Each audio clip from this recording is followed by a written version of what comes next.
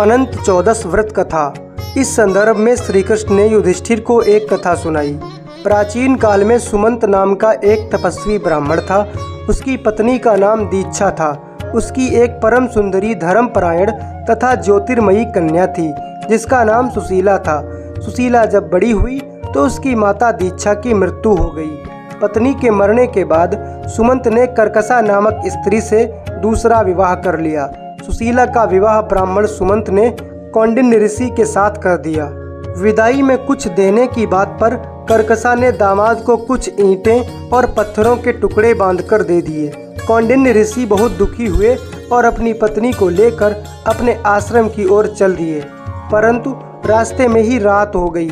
वे नदी तट पर संध्या करने लगे। सुशीला ने देखा वहां पर बहुत सी स्त्रियां सुंदर वस्त्र धारण करके किसी देवता की पूजा कर रही थीं। सुशीला के पूछने पर उन्होंने विधि पूर्वक अनंत व्रत की महत्ता बताई। सुशीला ने वहीं उस व्रत का अनुष्ठान किया और 14 गांठों वाला डोरा हाथ में बांधकर ऋषि कौंडिन्य के पास आ गईं। कौंडिन्य ने सुशीला से डोरे के बारे में पूछा तो उसने सारी बात बता दी। उन्होंने डोरे को तोड़कर अग्नि में डाल दिया। इससे भगवान अनंत जी का अपमान हुआ। परिणामतः ऋषि कौंडिन्य दुखी रहने लगे। उनकी सारी संपत्ति नष्ट हो गई। इस दरिद्रता का उन्होंने अपनी पत्नी से कारण पूछा तो सुशीला ने अनंत भगवान का डोरा जलाने की बात कही। पश्चाताप करते हुए ऋषि कौंडिन्य अनंत डोरे की प्राप्ति के लिए वन में चले गए। वन में कई दिनों तक भटकते भटकते निराश होकर एक दिन भूमि पर गिर पड़े।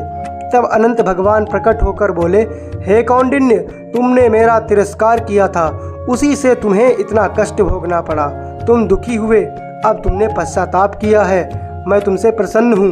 अब तुम घर जाकर विधि पूर्वक अनंत व्रत करो। 14 वर्ष पर्यंत व्रत करने से तुम्हारा दुख दूर हो जाएगा। तुम धन धान्य से संपन्न हो जाओगे।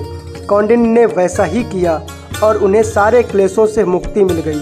श्री कृष्ण की आज्ञा से युधिष्ठिर ने भी अनंत भगवान का व्रत किया, जिसके प्रभाव से पांडव महाभारत के युद्ध में विजयी हुए और चिरकाल तक राज्य करते रहे।